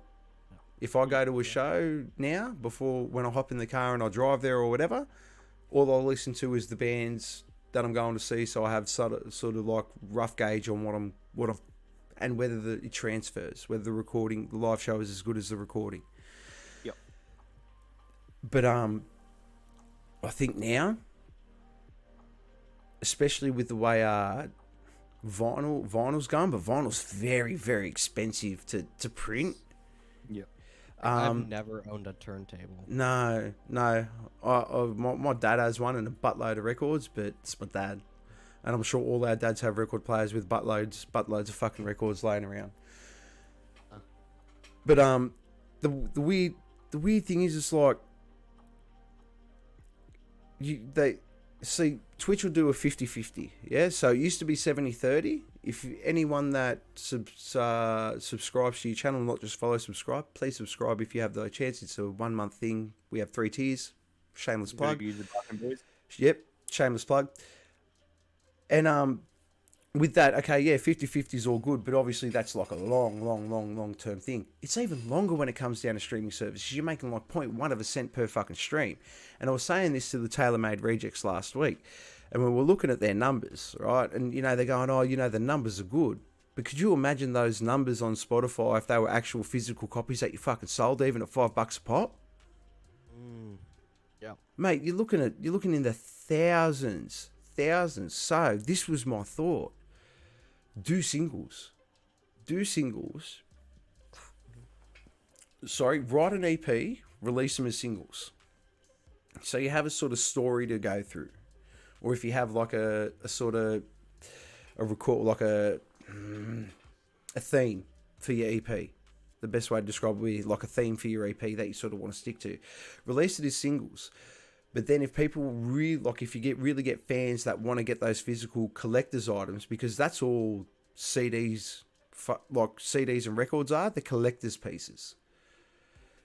You bring out the EP as a collective piece with all the mad artwork, and you take the time and you make it all special, and you do 150 prints or whatever. It sounds all simple in term, but I mean, it'd be a good gauge to sort of find out. Because I mean, like when I was talking to the TaylorMade Rejects last week, they had like 44,300 and something streams on one of their songs, right? But it was all part of the one EP. Yeah. If you sell $10 a pop, mate, you've made bank, and that's the worst thing about I completely understand the frustration with streaming services. It's fucking not right. It should just be $1 a play. You can't tell me that with all the ad revenue that gets pumped through that thing. Oh yeah. I always hear like the excuse of Spotify being in massive debt. Then I think, to who? Well, then how are they paying for the ads? To who? Who are they in debt to? Exactly. They literally created the servers, and it's basically run off the fact that musicians put on their music for free. Oh. Like, that is really fucking... Spotify say they're in fucking debt. But everything that gets uploaded on there gets uploaded for free. It's free fucking market. Yeah. I'm just gonna do a quick Google. Is Spotify in debt? Yeah, that's normally my job, but thank you. That's all right. Because I'm really interested. It might also be confusing Spotify with Netflix, because I know Netflix is in massive debt. Yeah, well, they basically paid Chris Rock $20 million to put shit on Will Smith for 45 minutes. It was fantastic. It was so funny. Yeah, Spotify technology equity for like the 3 months ending December 2022 was 0. So they didn't make any money. They didn't lose any money. I find that impossible. Like they literally, like, okay, it is the number one streaming service. Like it would be the number one streaming service in the world. Oh. Like, yeah, maybe I don't think Apple Music. You got to pay for everything off Apple Music. People actually make money off Apple Music. Nobody's gonna fucking use that. Beer buddy, I was doing some research of basically how to grow your band, right? How to grow your followers and appeal the algorithm god. and he was basically like 85% of streaming is done on Spotify these days, and then the other markets make up the last 15%. So Twitch, YouTube. YouTube, and like it was just music streaming services. Oh, So like so Apple YouTube Music and YouTube and Apple Music. YouTube, Apple Music, and then like I think he had SoundCloud in that thing as well, and it's like 5% of it was maybe Apple Music.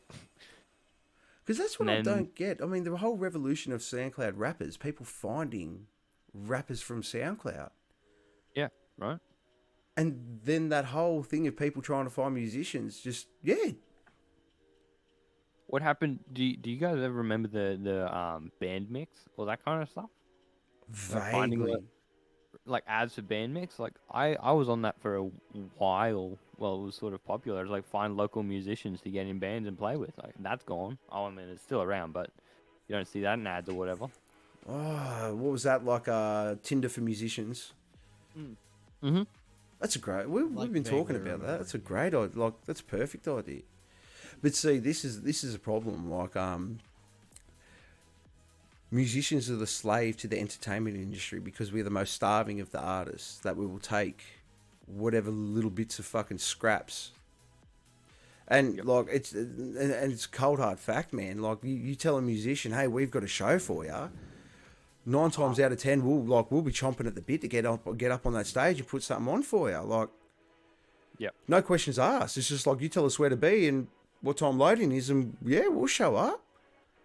Oh, money, yeah, we'll talk about that after. Like, and that's all. Like that is the last. And I think that's the worst. I think maybe that might start being the issue with musicians, especially the way now that we've got the list of venues that are starting to try and charge bands 10% off merch sales. Yeah. Have you guys encountered any of that yet?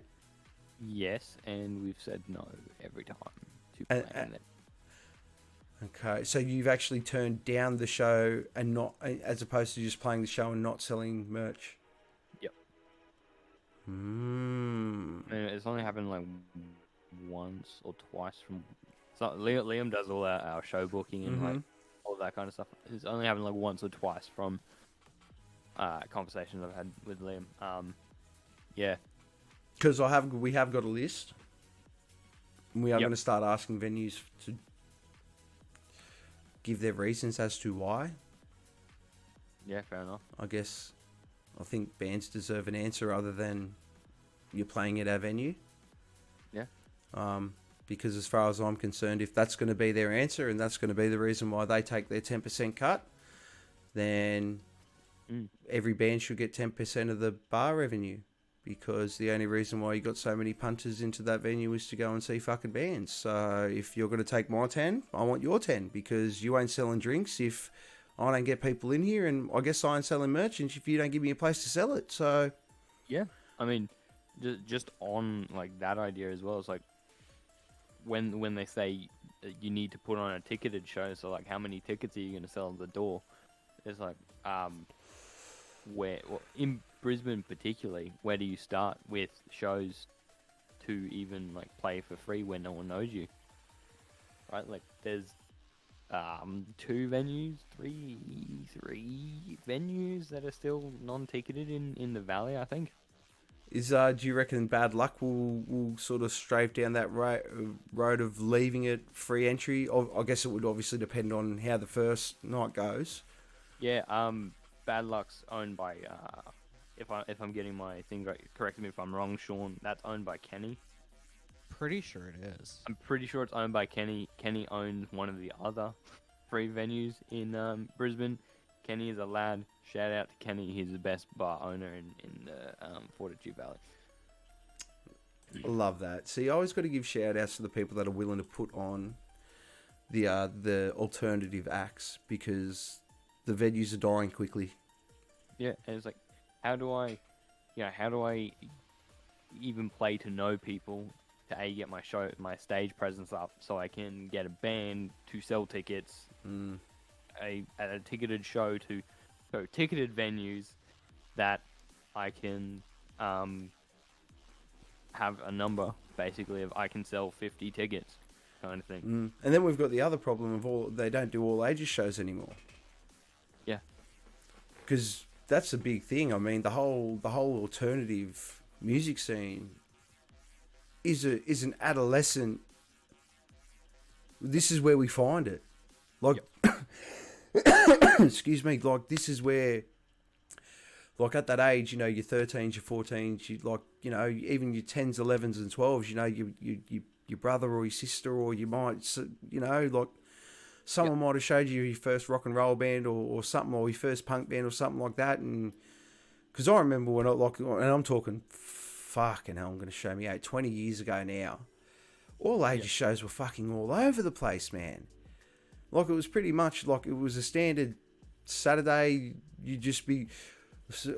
Back in my day, we used to have this thing called Drum Media, right? It was like a newspaper for musos.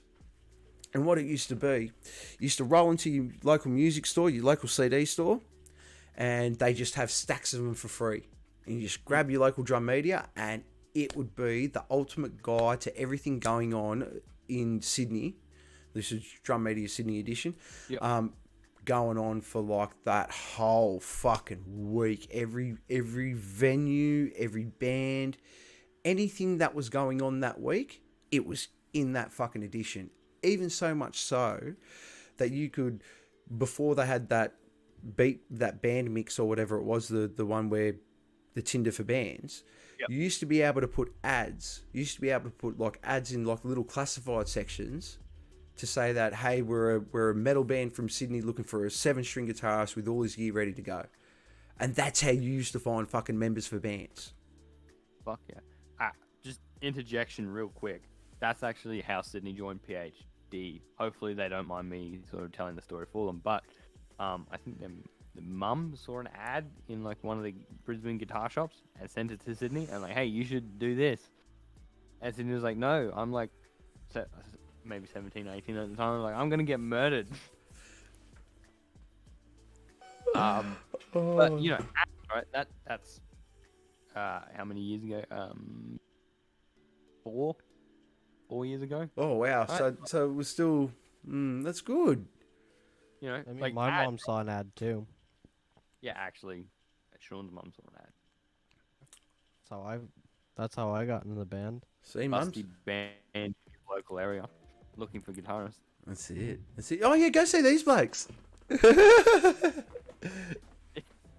Oh jeez. You know what? To be fair though, like, what we're Sydney's from America as well, or is she Canadian? Canada. Canadian. Canadian. Canadian. The land of the maple. Love me some maple syrup. It's a. I don't know much about Canada. I'm gonna lie. Yeah, I want to go one day. I really want to go. Homeland of Keanu Reeves. Pardon? Homeland of Keanu Reeves. Well, there you go. It's fucking awesome already. Just like the homeland of John Wick. Fuck. And the Matrix, dude. We should go together, beer buddy. I want to go to Canada as well. Oh, do you? Oh, mad. I'm going to tell my wife we're going to Canada. We're going to Canada. We're going to go watch some punk bands and...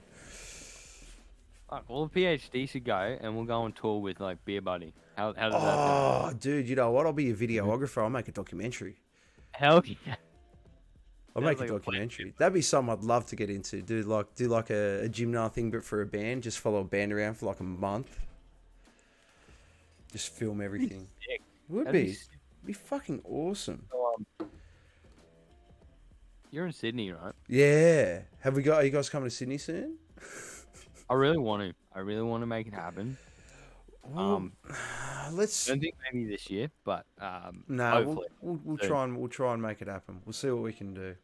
The problem is all my friends that used to be in the industry aren't in the industry anymore. Yeah, right. And they were all like mainly metal. So I'm still trying to find all the punk bands and stuff around here, but I don't know. You Queenslanders do it different. Just the whole vibe, the whole thing's just different. Even Raph attests to it. You know what I mean? Like, because me and Raph used to play shows in Sydney together back when I was in a band called Exist Within, and Yeah, it was like we had a core little group of bands and stuff like that, but it was real fucking clicky and gatekeeperish and shit like that. It got a bit toxic towards the end, and I think everyone sort of bounced out at the right time, which was weird. I miss it. I miss my mates. I miss playing music with my mates. That's what I do. No, I just brought it up because my first drum teacher, so the one who taught me how to play drums, right, was telling me a story just the other day. When I said the other day, I actually probably mean about a year ago now. About how he opened for 12-Foot Ninja before they were big. Right? And I was like, what the fuck? 12-Foot Ninja? I love 12-Foot Ninja. Fuck. Because I was like, fuck. Where? When? Elaborate. so my drum teacher's name is Tim, right? Tim. He's amazing. He's an awesome dude. He's originally from Sydney and stuff. And I didn't get the details from him because it was like that band's like no longer together or whatever. I can't remember, but when did they get big? Like 2014. So this must have been like 2012, I think, about 10 years ago, when he was still studying music and he was just a young little drummer. He could play double kicks with a single pedal, basically. Oh, one of them blokes. He was insane, like awesome dude. Big love for Tim. He's amazing. He's just a sick drummer. But yeah, he opened for 12-Foot Ninja. He's done like so much stuff. And now 12-Foot Ninja are no more. That's so sad. No. Bullshit. I bought this. You find out what band he was in. Did he play? Did he open for him in Sydney? I think so. Must have been. I'm hoping it was the Manning Bar because I remember seeing 12-Foot Ninja twice at the same venue, right? Yep. And they headlined the first time, and the place was fucking half empty or half full. Optimist or pessimist, doesn't matter. The next time I fucking saw him, I couldn't move in that bitch. Exact same fucking venue. Could not move in that bitch. Yeah. It was hectic. I have to ask him. I have to get the band like actual details, and next time we're on, I'll tell. Yeah, 100%. That's mad. But see, and that's the other thing, you know, like how quick it comes and goes. Like 12-Foot Ninja, we're a powerhouse in Australia. And just for whatever fucking reason, whatever head clash came into it between Stevic and I can't remember the singer's name now. Yeah, whatever head clash came in between them, it was just Kin. That's his name, Kin. Yeah, Stevic and Kin. It's just a real shame because they captured like what I noticed with 12-Foot Ninja. Because Kin had that familiar voice. Yep. Now why am I drawing so many mental blanks today? Who does he sound like? He sounds like the singer from Faith No More. That's who he sounds like. Yeah. He does. He sounds exactly like him. I'm not going to be able to unhear that now. I know. But this is my issue. As soon as I don't know why my fucking brain doesn't, and I hate it. As soon as I hear someone, I automatically draw comparison. I go, oh, they sound like this. And it's not anything to take away from them. It's just the way my fucked up brain works. Yeah. It's just I always try and find the copy where they draw their inspiration from. Because it's a good focal point on the way the rest of the music's sort of going to go. But yeah, he's like the way he captured a real old school audience and a new audience, because every time I went to shows, it was an awesome mix. Yep. Of like, yeah, young and old. I mean, I love that band. I love that new EP they dropped. EP. I still say One Hand Killing is one of the best fucking riffs ever written by anyone, by any Australian ever. Yep. And yeah, Shane from those guys, he's just amazing, dude. Like, the amount of styles he can play and how he transitions between them. He was, and even Stevic said it himself, like, wow. Like, yeah, just the amount of room that it gave him in the band, having yeah, it's just unbelievable. It was so sad. Even who was it? Who's that other band? Violent Soho. Oh, yep. That was another devastating one. That really hurt. Yep. You know who I've actually found out recently? Any of you guys checked out any Sly Withers? Dude, check it out, eh? Check it out. They're a very good band. They just come off the back of a acoustic tour around Australia. They're a Western Australian band, I'm pretty sure. Yeah, solid as. They're like Triple J famous. Oh, yeah. If that makes sense. Yes. Yeah. Yeah. So there's probably going to be like another 10 or 15 bands that now come out sounding exactly like it. Because that's just what happens when Triple J find a really good band. But they're really good. Really good. You say you're going to Knotfest. You going to Knotfest, Sean? He's going to play the gig. Are you going to the Pumpkins one? I would like to. Because that's the one. I think I'll be able to afford it. Yeah, that's where I'm at. Man, like, I'm not going to Knotfest. Only reason why I'm not going to Knotfest is because every band I want to see, I've seen on that bill, like at least 2 or 3 times, and there's nothing new I really want to see on there. So I can't really just... Smashing Pumpkins, on the other hand, I've never fucking seen. And I'll be taking my wife. I'd love to go see the Pumpkins. I just don't know if I'll be able to afford it. Yeah. I'm thinking about selling a kidney. I just won't drink as much on the day. I mean, you don't need kidneys anyway. Yeah, well, that's it. I'll just have to drink half the amount because I'll only have one. Well, I mean, it's the liver that does all the work, buddy. Like, Oh, yeah, true, but then I'll just be pissing like a horse and I'll miss half the set. yeah, that's the problem. Yeah. Yeah, I don't want that. I don't want that at all. Any, have we got any new merch? So what's going on with merch and stuff like that? There's some in design. Yeah, it's coming. It's coming. Yeah? Coming. And what kind of theme are we going for? Can we get a bit of detail? Can we give you a sneak peek without giving away? That is really hard. Yeah. That is really hard. I also have to make sure Sydney's cool with us. Yeah, talking that. about it. Okay. So, I mean, hang on. Just let me send a quick message. Hopefully they get back really quick. Because I'm very interested. I love hearing about new merch and stuff like that. Because it's people don't understand writing music is the real fun part and the stuff that you get to do together and really enjoy. But this nitty gritty merch stuff is sometimes where heads can really clash. And I'm gonna be right back. I need to go plug my laptop in because it is about to die. oh no. I'll be right back. Yeah.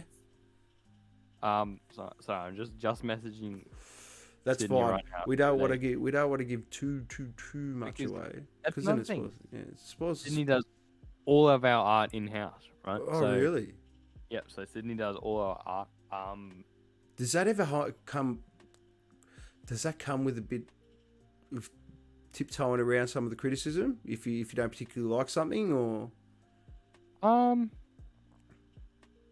No, never had that problem. Mainly because all of us, I have the feeling that all of us are really supportive, right? That's why I'm still in the band personally, is because everyone is really supportive of everything that we all contribute individually into this band, right? Like we all have to make sacrifices. So it's like when someone does something for the band, it's not like shit or whatever, like oh that's bad or whatever. It's like it's honestly the best you're doing, but this is what I kind of was expecting or like needing from you, and it's never, it's never negative. Like if you're making an effort, that's good enough. Yeah, you can't shoot them out of the sky. That just they wouldn't want to do work for you ever again, even if they were in the band. So Sydney has said, the merch is going to be based off the two sides of a person. Ooh. But by both sides are a little too theatric, if you can think of that. So It's really Okay. cool. Okay. I think I know what we're going for here. I think okay. Yeah. I'm not gonna say too much because I like it. There Kind is of- also some random sticker art that is like really funny. It's very Liam. Liam had the main idea for the sticker art, and we all kind of agreed with it. It's completely off skew. Like you'll never guess what the sticker is gonna be. But yeah, the main like shirt kind of art, and the main art for the new stuff that's coming out, like song wise, is almost a duality. You know, the two sides of a person, and very very theatric. Yeah. Yeah, nice. Bit of yin and yang. Get a bit of yin and yang in there. Almost that's it, but Oh, it's not. yeah. It's not that. I know. I sort of said that because I think I know the niche you're going. I like it. I like the concept. It's very artistic and theatric. If you get what I'm saying. Yeah, I get what you're saying. but, Yeah, like, nice. Wink, wink, nut, nut, nut. Nice. Right. Nice. I love that concept because it's one thing that I've noticed that you guys like lyrically. It's a lot of that inner self battles, you know, like those battles within, yeah. Either, yeah, Alcoholic. That is purely about drinking too much. yeah. Is there such thing though? Yeah, there is. No. Yeah, there is. No. I found a point. I got Bell's palsy. Had that for about 3 weeks. That was pretty shit. I stopped drinking, and it fixed itself right up. I had to go get scans 2 months ago on my liver. About doctor thought I had fatty liver, which was like the start of where your liver fucks up. Ooh, I don't have. I'm all good. that's I'm all good. It's good. It's because I started hitting the gym and I was taking a supplement, and that supplement fucks up your liver if you don't have enough water. The old protein shakes, yeah. Creatine actually. Creatine. Whoa. Make sure you drink your water when you're on your creatine. Otherwise, it causes the same thing as like yeah. Public service announcement right there. Yeah. Essentially, Hydro Homies. We're all officially Hydro Homies now. Wow. I am in more ways than one too. All right, guys, we're getting into the tail end of this bad boy. Now, another question I like to ask everyone. You guys have been getting right into the shows and stuff like that now. You guys are starting to build a bit of a repertoire after the Gymnar last year and stuff like that. If there was any advice that both of you could give to any bands that are just starting out, I guess a quick best piece of advice that you give them to get started out the gate nice and hard, what would it be? Is this like for all band members or just like Just general. Just even if you just want to say I got the best advice for a drummer, do that. yeah, okay. Shit, Sean, do you have something? Nope. Practice. All right. Yeah, well, like practice is part of it. Like Yeah. being open is the biggest thing. Being able to, that's not the biggest thing. Being able to work with people. It doesn't matter if you're open-minded or not. I mean, open-minded would be a good concept, but being able to work with people is the biggest thing. Like I work with sound guys every time I play a gig because I run in-ears, right? I like in-ears. Every time before my set, I'm like, hey, can I have an XLR send for my in-ears?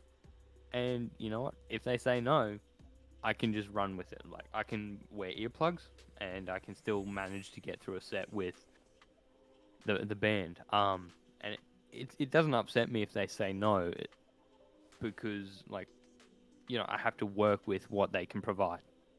Right, and if you apply that to every single thing that you're going to do with a band, right, whether that's recording, merchandise, what you can actually play. If someone's like, oh, can you play an example is the amount of times Liam's been like, can you play this beat, Dan, and tells me the wrong beat to play. right? So that kind of thing. Like, yeah, Lim, I mean, I can play that beat, but that's not going to be what you want to hear. Or, oh, sure, I can play without in-ears. That's cool. Like, I had one gig where the dude's like, no, you'll have a monitor that'll be blasting you in the head. My monitor was switched off for the whole show. So I had to go off visual cues. Yeah, from the band for the whole show, and I was able to play through that whole show, even though, and at the end of the day, it's like, whatever. That was a good show. You ever thought about going down the realm of click tracks? Yeah, that's come up recently. 100%. I would love to play with click tracks. There's going to be a little bit more work involved with it. Because you know what my old drummer used to do? Used to get his, used to have a little MIDI controller thing. Yep. And have all the click tracks on his phone. Yep. And just plugged his phone into the thing, and the thing into the big headphones through the MIDI controller. And yeah, the only problem was it was basically after every song we turned around and you just have to watch him sitting there. If one of the click tracks, yeah. There's, I mean, I'm actually looking into how we can play with a click track, like that. But I would definitely 100% need the in-ears because no one on the stage, no one in the crowd wants to hear. No. Doop, doop, doop, right? Doop, No doop, one wants doop, to doop. hear that. And a lot of the time when we play, we used to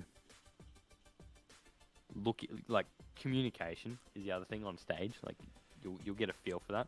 But if something goes wrong, we kind of just look at each other, and then it's like, oh, follow Liam, follow me, follow Sean, follow Sydney to get back on track, kind of thing.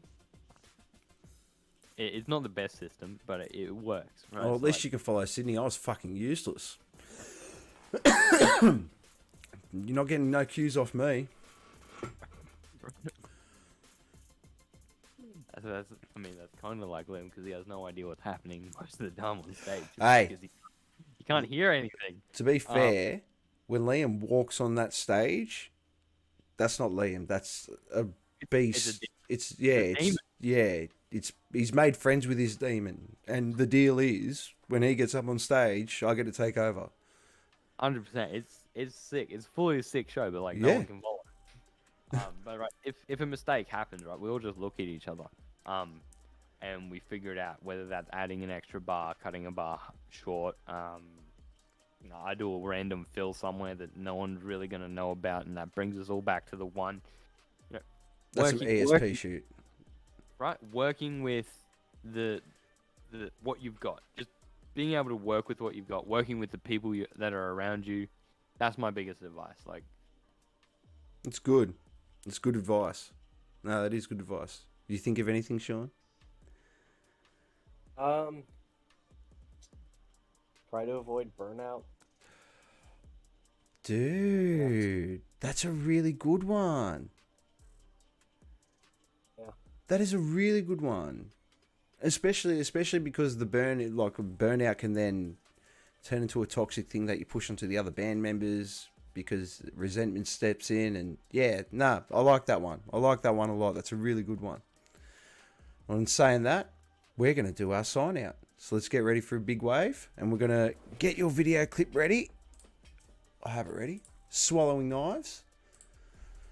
So, to all you lovely people that are out there that have joined us this evening and that are watching on YouTube, because this will be going up on YouTube straight after, guys, thank you so much for joining in.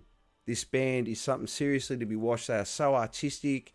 They just really know what they're doing as far as recording punk music goes, and they're doing a really, really good job of it and stepping outside of the niche of what standard punk once was and is revamping it again. Very good. They should be very proud of everything that they're doing and everything that they're going to accomplish in the future, especially with a new recording setup that they're going to have going on very soon. I can only imagine good things are going to happen. So with that, guys, I've said it once, I'll say it again. We are out. We are out of the end of that 2 years of pure shit.